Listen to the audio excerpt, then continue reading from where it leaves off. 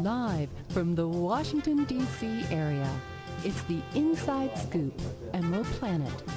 All the ecology news that our viewers want to know. Now, here's your host, Executive Director of the Emerald Planet, Dr. Sam Lee Hancock. Hello and welcome to the Emerald Planet as we come to you from Washington, D.C. and the United States as we look around the globe on a week-to-week basis in 144 different nations, looking for those 1,000 best practices, the technologies, services, and products that are making a difference as we go through the 21st century. And as we have 9 billion people on the planet by 2050, how are we going to be able to take care of them with all the basic infrastructure as well as the food, water, energy, all the other things that we need? We have someone sitting with me and someone that's going to be coming on by Skype. They're experts in all these various topics. We have Margie Alt, who is Executive Director of Environment America. And sitting right beside me is Elizabeth Utz, who is the Communications Director. And we say she's our special guest and here to cover in case we lose contact with Margie. So Margie, I understand you're here already? I'm good to see you. Yeah, it's great having you with us. And I just love your logo. Thanks. Well, I'll tell our designers. They'll be thrilled. That is very nicely done. Tell us a little bit about Environment America and also its vision and mission, if you will.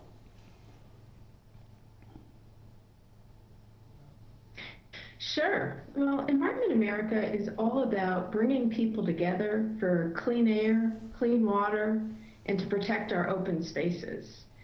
And as you well know, Dr. Sam, it's a real value for Americans to care about the environment, and we're doing everything we can to make sure that it's as healthy and safe for people in 100 years as it is today.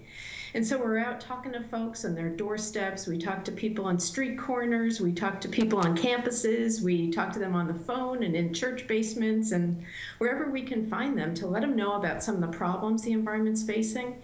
And more importantly, let folks know how they can get involved both as consumers in their own lives and very importantly as citizens as well. Well, the whole thing about it is that you're reaching out to all the states, all the 50 states and American territories. You're going down into communities themselves, even though you're headquartered in Washington, D.C. So why be in D.C. where you're literally reaching all across the country and all the way out to Hawaii and Guam and American Samoa and all these other places? Yep. As you know, we have members in every single state. We have state offices in 25 of the states. We are in Washington, D.C., but that's in part because a lot of what happens to the environment and certainly our protections get decided by Congress and the President and the Environmental Protection Agency. So it's an important place to be, even though, for example, my home office is in Boston and most of our staff are spread across the country. Well, that's absolutely fantastic. Of course, we're always glad to have you in Washington, D.C. We're here as well, but you know, it's really a happenstance that we're both here at the same time with our organizations, and so it's nice meeting you. Tell us a little bit about some of the major campaigns that you've actually led or involved with as far as Environment America is concerned. Sure. Well, we have a number of really exciting campaigns going on right now. So one of them is all the work we're doing to implement global warming solutions. And as I'm sure you and all your viewers and listeners know, climate change used to be a problem that we thought was going to happen to somebody else, somewhere else, at some other time. But the truth of the matter is, it's here, it's now, we're all experiencing it. 96% of Americans live in counties that have had extreme weather events in ways that are related to climate change. So we're doing everything we can to solve that problem. We're also working to keep our air clean, our water clean, and protect some of the country's most important open spaces. Well, that's really very important. And the whole thing about open spaces, people don't realize how critical that is to the air, the soil, the every aspect of our whole being as far as being on the planet. And so it's good that you're balancing that so we have all these various elements. Elizabeth, why don't you ask the next question? Thank you. Well, great. Thanks, Dr. Hancock. Margie, as you know, the 100th anniversary of our National Park Service is coming up, and there's also an effort underway called, about finding your park. And I wanted you to talk about why that's important and what our national parks mean to citizens across the country.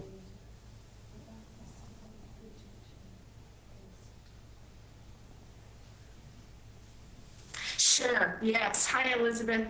Hi. I'm really excited about our work to protect our parks, from our local urban parks up through some of the most iconic, beautiful places like the Grand Canyon. And the truth of the matter is, we set aside our first national park back in 1872. It was Yellowstone. And as you say, this is the 100th year of the National Park Service.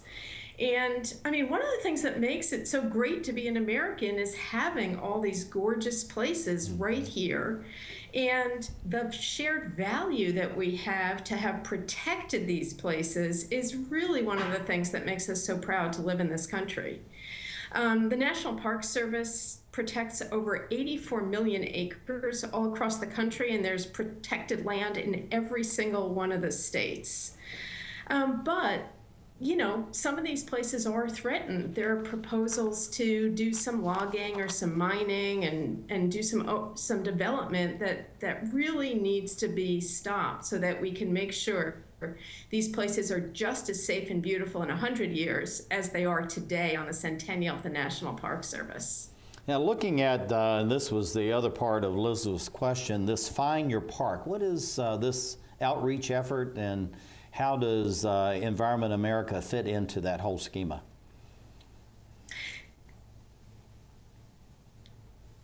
Yeah, it's a great program that the Obama administration set of Interior, and it does a couple of things. One is it makes it really accessible for people to figure out where there is a local park. But the other thing it does is it makes the parks free for any kid in the 4th grade and their whole family. So it's a great program. It's going on all this year. We're kind of hoping they'll expand it and extend it for another year or two, because it's so important for kids, especially, to be out in the parks. I mean, I just read a stat recently. The average kid in this country spends 7 hours behind a screen and only 30 minutes outdoors. And we all know that being outdoors is great for people's health. I mean, it's a great way to get some exposure to vitamin D, and it's a great way to get exercise, but it's also good for our mental health. It helps people think more clearly. It helps get rid of depression and as well. So getting kids in the parks is really important, and getting all of us out in the parks is a really important thing that we can all be doing. And that's one of the things I think most people don't really think about, is how important the parks are. And it may be a little pocket park in New York City or downtown Washington, D.C., or something as huge as, the Grand Canyon. But each of those are equally important for the people that are around it. So it's good that you're Exactly. Promoting that, Margie.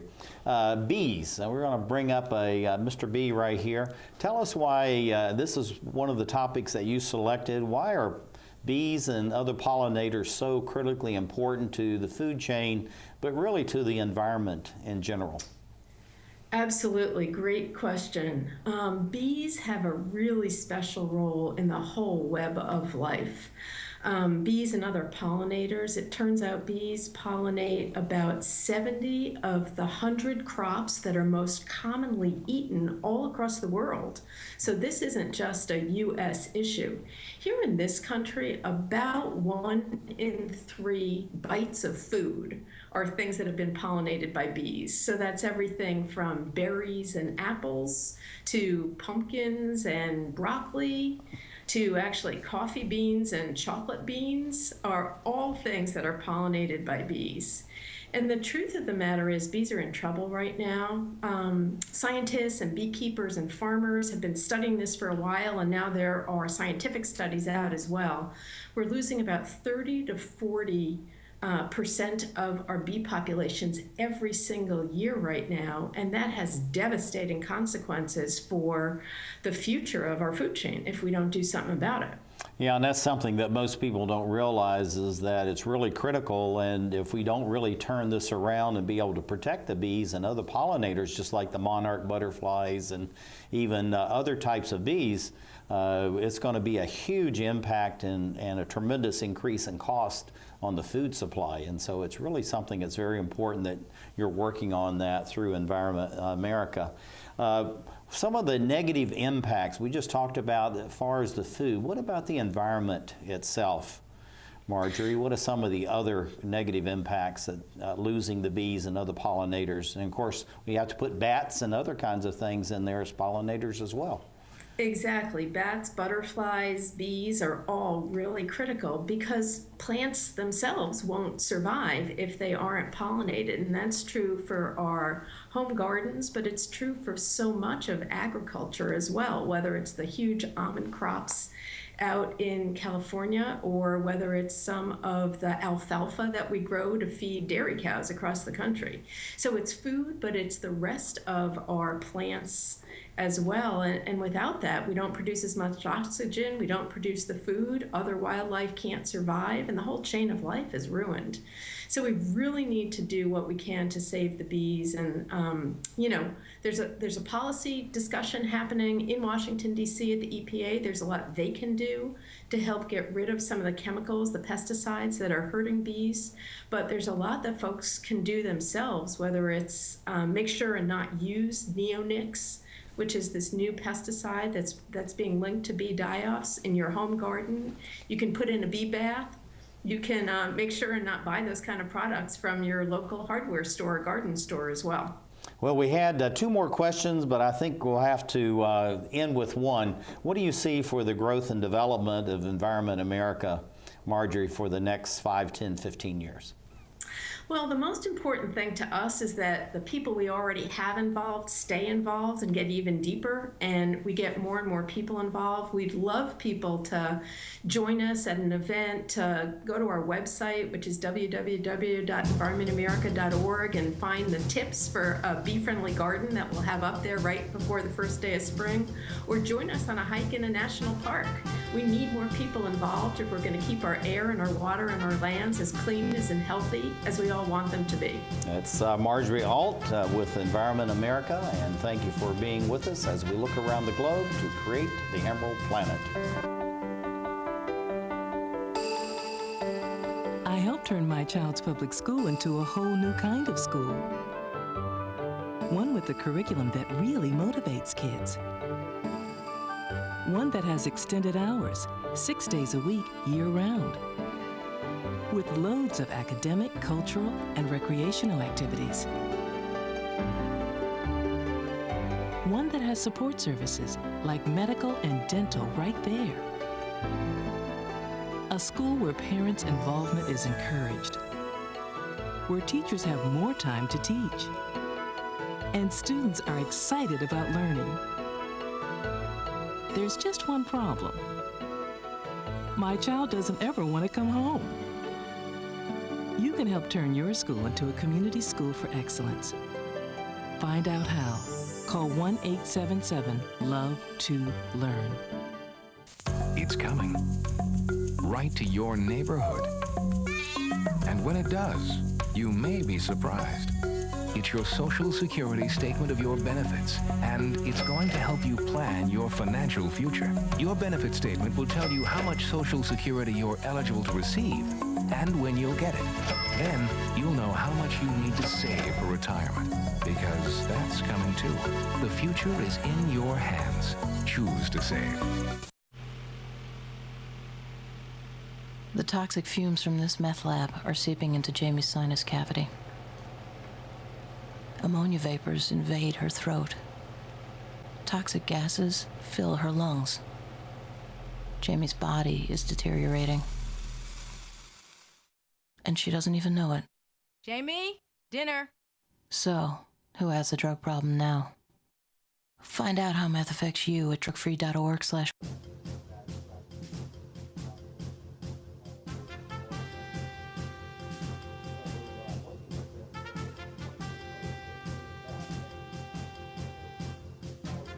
We're back to the Inside Scoop Emerald Planet. Here again, your host, Dr. Sam. Hello and welcome to the Emerald Planet as we look around the globe for those 1,000 best practices, technologies, services, products, and of course the people that are providing the leadership, the energy, and the thought process to take care of a planet that will soon have 9 billion people by 2050. And so how do we bring 2 billion new people on the planet, but to increase the quality of living and not just to exist? And we have someone who is a thought leader in this whole process and actually doing day-to-day activities. This is Aurilio. She is the Global Warming Solutions Program Director. That's a long title. Anna, of Environment America. And then sitting right beside me is Elizabeth Utz, who is the Communications Director of Environment America as well.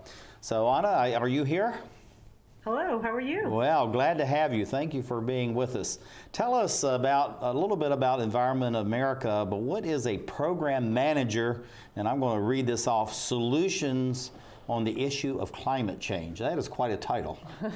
Yeah, Environment America is a federation of 29 state-based citizen-funded organizations. We're working for a cleaner, greener, healthier future, and I'm the Global Warming Solutions Program Director, which means I'm in charge of all the work that Environment America does federally and in the states to solve the global warming crisis, whether it's organizing 1,000 health professionals, doctors, and nurses to take action on global warming, or figuring out which states should charge ahead and embrace a 100% clean energy goal, or figuring out where are the best potential places for us to push a clean cars campaign. Where can we get zero emission vehicles on the road, cleaning up our air and solving the crisis, getting us off oil as quickly as possible? Well, that's the work that I do. Anna, that's a huge task, and I understand you probably have thousands of hands and feet. They're all part of that entire process. So as you look to these 29 states and the members that you have maybe coming from all 50 states and maybe even abroad, how do you organize people like that so it's something that's very positive, it's solutions-based, and people feel like, well, that's something I can do in my own local community? That is exactly the challenge that we have ahead of us. What we don't want to have happen is for people to think that global warming as a global problem is too big for any one person to help solve. Because in fact, the opposite is true.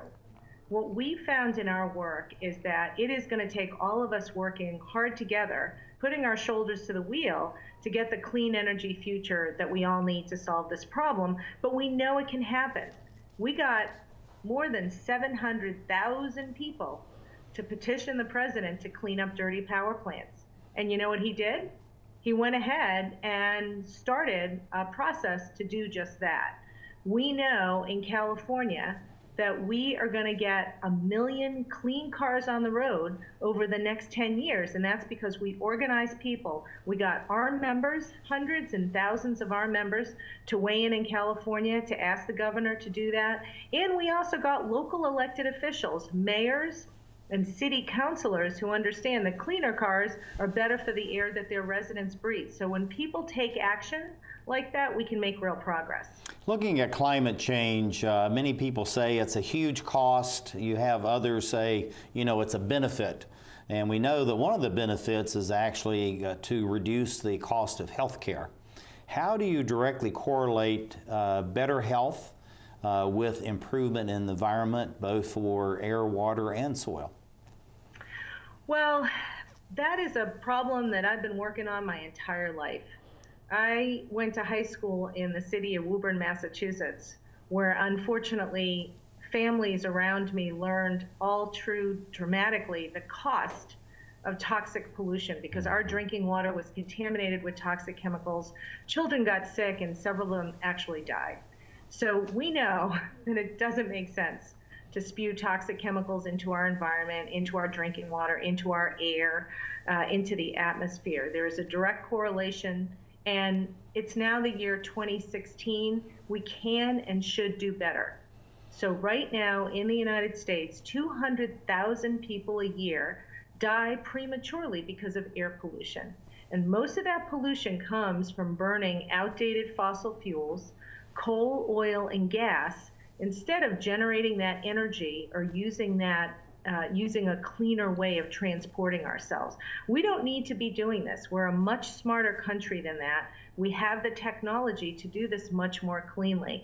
And so we know that if we want to protect our children from hotter summers, smoggier days that ensue, the asthma attacks that are triggered by that, and unfortunately in some cases for the most vulnerable older or younger people who have compromised lungs, actual premature death, then we need to clean up our energy system, and we can do that. Yeah, and also too, it's just like in the urban areas, we're now 80% urban in the United States. You know, we think of ourselves as a broad land, people living in bucolic areas in the countryside, but actually we're clumped along the seaboards of the United States, several big cities in the middle part of the country. So it involves planting trees and having more parks and things like that too, as far as reducing the amount of fossil fuel use. Elizabeth, why don't you ask the next question? Sure. So, Anna, as the Global Warming Solutions Program Director, you have a real handle on exactly what scientists say is necessary to avoid some of the worst impacts of climate change, I would imagine. So tell us the good news, what scientists think we can do in order to avoid some of climate change's worst consequences. Well, it's pretty simple, even though it's not going to be easy to accomplish. What we need to do is we basically need to stop burning fossil fuels to generate energy and for transportation. So right now in the United States, 80% of global warming pollution comes from burning coal, oil, and gas, whether that's to power our homes and our businesses or to move ourselves from point A to point B. And what the scientists say the United States and other industrialized countries need to do to avert the worst impacts of global warming is by the middle of this century, basically to get off these fossil fuels. So what does that mean? That means that instead of having a coal plant that requires coal, that needs to be dug out of the ground and creates all kinds of environmental impacts when you dig it out of the ground. It needs to be burned, spewing soot and global warming pollution, and in many cases mercury and acid rain forming pollution. Instead of getting our power that way, we should be putting solar panels on our roofs. We should be using wind energy to generate power. And the National Renewable Energy Labs has said that the United States has the technical potential to power our whole country many times over with the solar energy that we could capture on our roofs and in our open spaces, or with the wind power that we could capture as well. In fact, I was shocked to see that the Department of Energy has said if we just use the technical wind potential in Texas, onshore and offshore, that would generate enough electricity to power the entire country.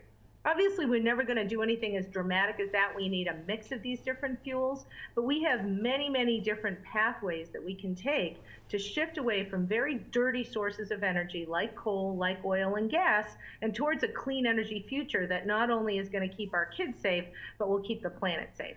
Yeah, and also too, I've seen the computer models that have been done through NREL and others showing that if you just collected all the solar that falls on the continental United States, you could actually fuel every home and industry within continental United States. And of course, then it comes down to the distribution systems that we have, because a lot of these were set up 100, 150 years ago. And so we need to catch up on that. So just taking that the next step. So we need to modernize the grid. We need to have the smart grid installed and in smart homes to be part of this whole process. But many of the doubters say that it's always more expensive to use renewables than fossil fuels. And I know you have a certain different opinion than that. So share with us about this cost benefit ratio as far as fossil fuels and renewables. Well, the most expensive thing we can do is stay tethered to these polluting fossil fuels. Our research shows that 97% of Americans live in a county that has had at least one extreme weather-related disaster over the last 5 years. And the scientists say if we don't do anything to curb global warming pollution, that problem's only going to get worse. So it's clear that the status quo is too expensive for all of us. The good news is that the cost of solar power and wind power have come down dramatically.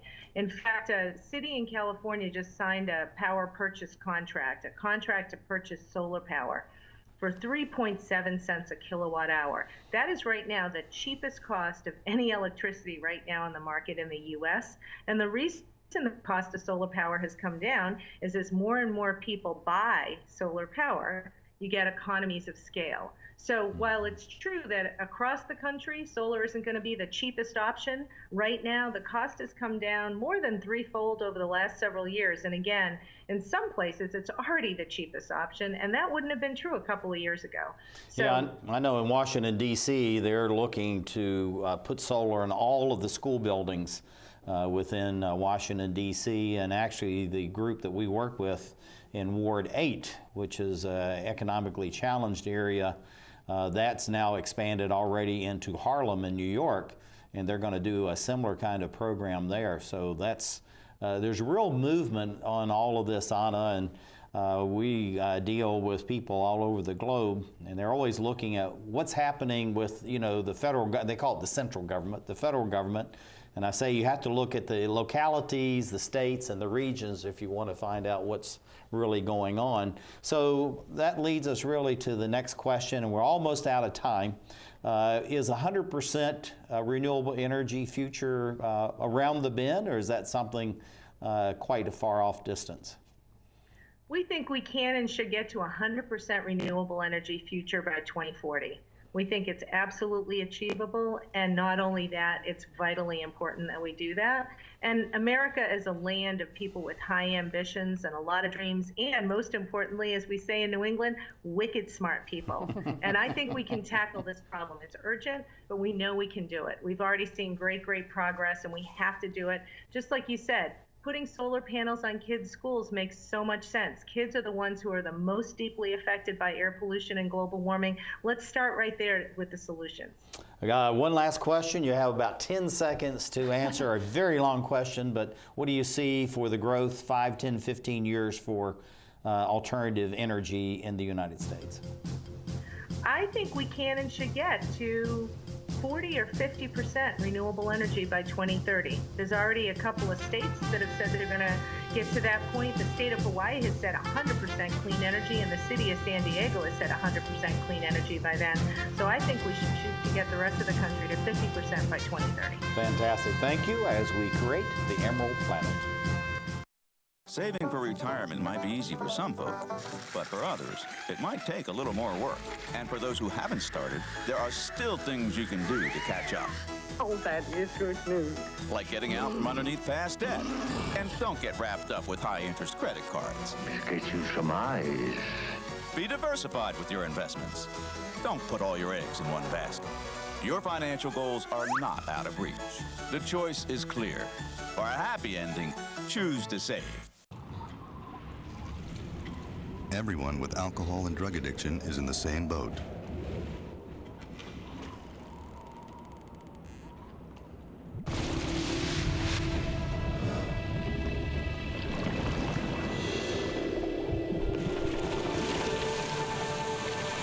With treatment, you can find solid ground. For drug and alcohol information and treatment referral for you or someone you know, call 1-800-662-HELP.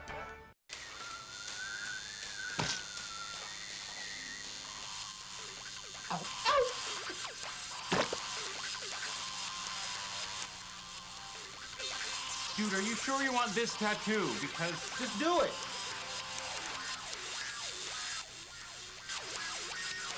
Some mistakes in life are permanent. Like hearing loss. To learn how to protect your hearing, visit asha.org. You've probably heard about heart disease, but did you know that it's the #1 killer of women nationwide? Heart disease claims more lives each year than breast cancer, lung cancer, or strokes combined. But there are steps you can take to protect yourself against it. For more information on how you can prevent heart disease, contact your local American Heart Association or visit their website at www.americanheart.org.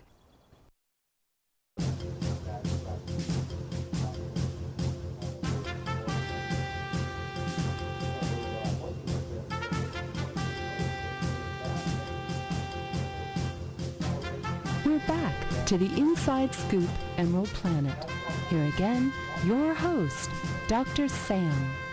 Welcome to the Emerald Planet as we come to you on a week-to-week basis, and we're looking around the globe as addressing climate change at the same time as how do we bring about a higher standard of living, a better quality of life for all citizens, the 7+ billion right now, and the 2 billion that are going to be added by 2050. And so as the climate continues to change, we have more severe weather events, more damage to the air, the soil, the water. We need to be very cautious and really take care of everything that we have because we want to increase the quality of living and not just exist on planet Earth. And we have a gentleman who's very much involved as far as water is concerned, which is really the essence of life. This is John Rumpler. He is an attorney, senior attorney for Clean Water with Environment America. And sitting right beside me is Elizabeth Utz, who is the communications director for Environment as well. John, how are you? I'm well. Thanks for having me on your show. I'm glad to have you on. You're an attorney and looks like you're sitting in a courtroom with all this paneling around you. So that's an appropriate setting that you have there. But tell us a little bit about what is the clean water movement through Environment America? Well, I just think, as you said just a moment ago, clean water is the essence of life. We need it for drinking, we need it for growing healthy food, we need it to support thriving ecosystems, we need it for everything about our quality of life. And that's why I think that Americans across this country care deeply about clean water, whether it's the drinking water coming out of their tap, or their local stream, or the Chesapeake Bay, or the Great Lakes. Yeah, this is something, it really touches, but, this has been going on a long time. This situation with Flint, Michigan, and really all the cities, the older cities across the United States that have these legacy water systems, both water and wastewater. And tell us a little bit about the situation, a little bit about Flint, because about half our population are international. They may not be aware of this. But also, how is that really spread across the country with these legacy systems and these older cities? Absolutely. I think here in the United States for decades, perhaps maybe a century, most people have been able to take clean, safe drinking water coming out of their taps for granted. And unfortunately, here in the 21st century, we're finding a rising number of threats to our drinking water. And I think Flint is perhaps the most high-profile, outrageous example of that. Quite simply, what has happened is that in many of our older cities, we have lead-lined pipes. Lead is highly toxic, especially to children. And if we're not careful about the water that gets put into those pipes and treating it correctly, the lead can corrode, copper can come out, other toxins can come out and damage the health of our children and our communities. And in the case of Flint, that's just what happened. The city switched its water source to a more corrosive source, the Flint River, didn't take care of the situation, and now it has permanent damage and elevated lead levels as well. I want to just extend this question a little bit, and then we're going to have Elizabeth ask. But cities, they're challenged all the time because of the high cost, the increasing cost of services delivery. Most of these old cities were grid-based for everything, whether it's for electricity, it's water, it's wastewater, all the way down to the roads and, the canals, the rivers that run through many of these various cities. but it's a whole lot more expensive to fix something when you have the impact, particularly on children. Now they're talking about, I mean, this is going to be legacy for the next 100 years in some cases with these young children that have drunk this water for several years. How do you impress on people you need to take care of these things now and not wait? And so as the senior attorney for clean water, how do you make people wake up and realize that you got to take care of these matters? Boy, I think what you just said is perhaps the best case I could make. The fact that the damage to these children's health from lead is irreversible. The fact that the damage to Flint, Michigan's water system from this corrosive water put in it is irreversible and now going to be maybe perhaps $1 billion or more to fix, to rip out all of those pipes because the damage is irreversible. You know the old expression, you can pay now or pay later, right? And it's much cheaper to prevent pollution and take care of our systems up front than to deal with the damage on the back end. I tell you, you have an incredible job there with Environment America, John, so we salute you for what you're doing, but it sounds like it's not going to get any easier over the next 15, 20, 30 years with, you know, all the, again, these legacy systems and all these older American cities. Elizabeth? John, tell us about the solutions, both to perhaps help the citizens of Flint, but then also to prevent future crises for communities across the country like that which has happened in Flint. Absolutely. So I think we just touched upon what needs to happen in Flint, which is there is no easy way out. They're going to have to rip up and replace the pipes that have been permanently damaged. There are also, as you alluded to, going to be ongoing health care and monitoring costs for the families that have already been impacted, of course. All of that needs to happen right now to ensure that further damage is not done. For other communities, there is fortunately a federal program so that we as taxpayers across the country can pool our resources together to prevent these disasters elsewhere. EPA has estimated that our drinking water systems will need $384 billion of investment to just ensure that we maintain them in protecting and providing safe drinking water out of our SAPs. So our federal decision makers, our elected officials, are going to have to come together and start putting the resources towards that problem. But the other thing we need to do is prevent pollution in the first place. We need to clean up and make sure that polluters aren't dumping into places like the Flint River, dumping into the Raccoon River that feeds Des Moines. Right now, Des Moines' drinking water is threatened by agricultural pollution. We saw what happened in Toledo 2 summers ago when a toxic algal bloom got cyanotoxins into the drinking water of that city, and 500,000 people were without drinking water over a weekend or more. So we need to crack down on these polluters and prevent this pollution at the source, in addition to investing in our public infrastructure. Well, that really goes to the heart of the next question I had for you, and we're talking about on the one side about the technologies that are involved in this, but also the policy aspects at the local, state, regional, and federal level. What kind of changes do you see there, John, so that all the agencies are working together, communicating, and making sure you don't have the situation? And one of those major mishaps was a couple of years ago, actually about a year and a half ago, in West Virginia, where you had some tanks that were corroded, leaked out into the river, and then you had the capital city without water, and some of the smaller communities for months, and they say it's still not totally cleaned up. So what do we need to do as far as policy is concerned in the United States, and then by extension how that may be applied abroad? Such a great question. I think we need to take each of these threats in turn. So if we're talking about toxic chemicals, as was the case in West Virginia, we need to encourage and perhaps in some cases mandate industries to switch to less toxic alternatives so we don't have millions of gallons of toxic chemicals being used in commerce right next to our sources of drinking water. if we're talking about runoff from corporate agribusiness and mega farms, we already know what needs to be done. This is not rocket science. It's cover crops. It's not over applying millions of pounds of manure to soil that's already saturated in phosphorus and nitrogen.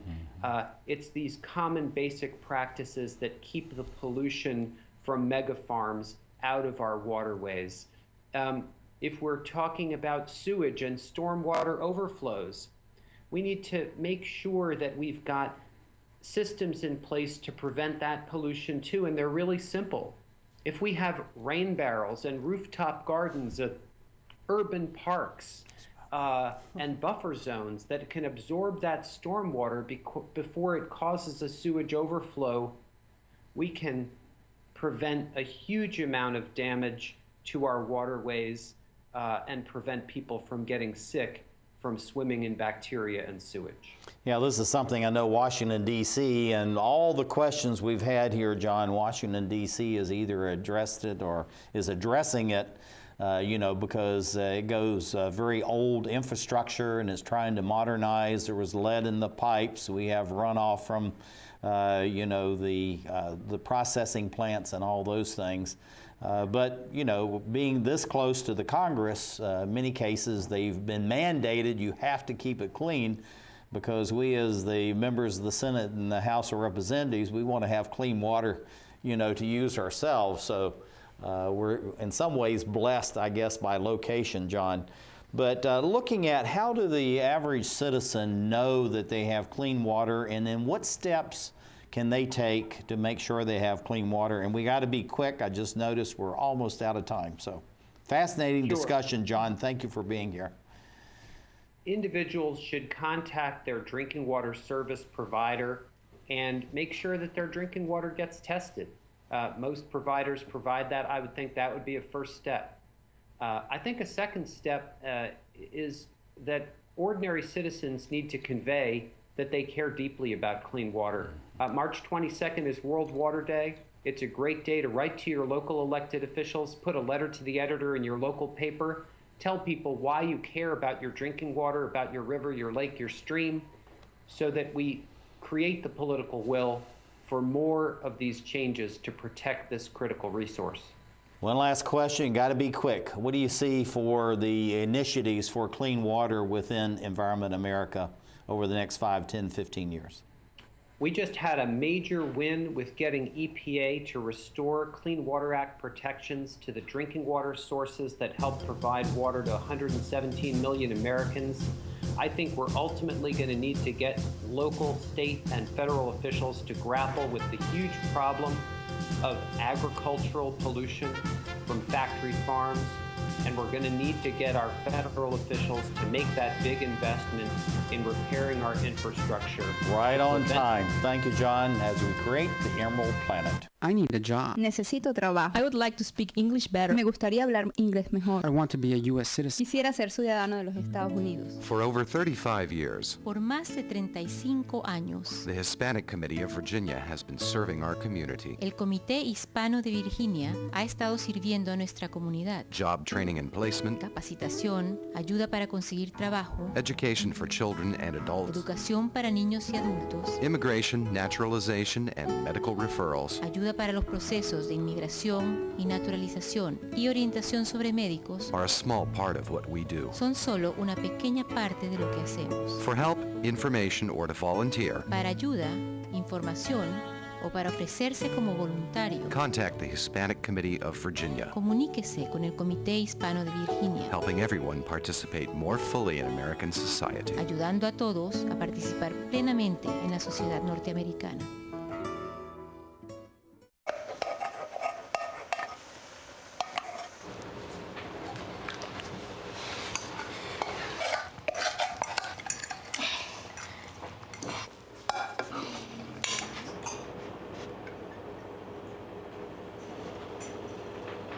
Hey, Lena, where's yours?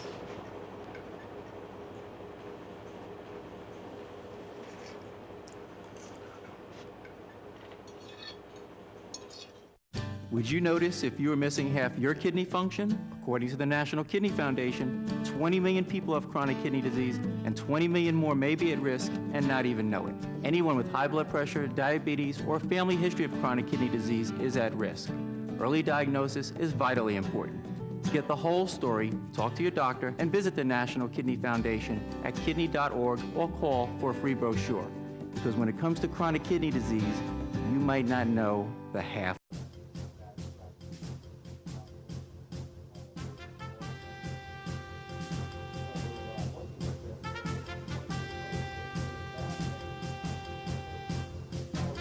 We're back to the Inside Scoop Emerald Planet. Here again, your host, Dr. Sam. Hello and welcome to the Emerald Planet as we come to you on a week-to-week basis looking around the globe in 144 different nations. I'm Dr. Sam Hancock, President and Executive Director of Emerald Planet and Emerald Planet TV. And we're coming to you looking at what is going on around the globe, but also within the United States. How do we protect the environment to protect the people as we go to a planet with 9 billion people by 2050? And I have a gentleman who's looking at the whole notion of greenhouse gas reductions, about distributive energy and many other topics through solar. This is Bret Fanshaw. He is the Goal Solar Program Coordinator for Environment America, and sitting right beside me is Elizabeth Utz, who is the Communications Director for Environment America. And Bret, welcome to the Emerald Planet TV. Hello, thanks so much for having me. I'm glad to have you here. And your colleague's sitting right beside me, so I think we're going to be in good shape. Tell us a little about the duties of a Goal Solar Program Coordinator in Environment America. Sure. So I work with all of Environment America's state-based organizations to coordinate our solar energy policy and campaigns around the country. And so we have 29 state-based groups, and right now I'm working with 17 different states, as well as some policies with the federal government to advance solar energy. Now, looking at your title, and you're in a large organization spread across the United States, why do you have just the focus of solar? Well, I think solar is a really important part of our clean energy program, and partly just because of the vast potential that solar energy has to be able to power our lives and our society. We know that it's definitely a popular energy source because it's pollution-free, because it has zero fuel costs. The energy is virtually limitless, and you can tap into it almost anywhere that the sun hits. And it's particularly an important resource towards our goal of getting America to 100% renewable energy. And solar is going to make a big part of that 100%. Now, looking at it as an attractive renewable energy source, you know, there are people now saying that there could be other renewables that could be even better in solar, but I know that actually solar is really expanding almost at an exponential rate. What is bringing that about, and why is solar becoming so popular and so available in cities all across the United States? Sure, and you're absolutely right when you say that solar is expanding exponentially. We just saw new data that showed that we're on track to be hitting 25 gigawatts of solar energy in the United States, which is 10 times more than we had just in 2010. So it's really been an amazing period of growth.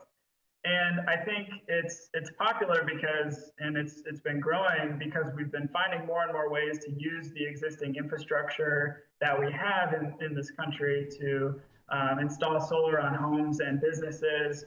And as that's happened, the cost at the same time has gone down as there's been an increased amount of supply, and demand has continued to be strong. So as the costs go down, solar's continued to grow.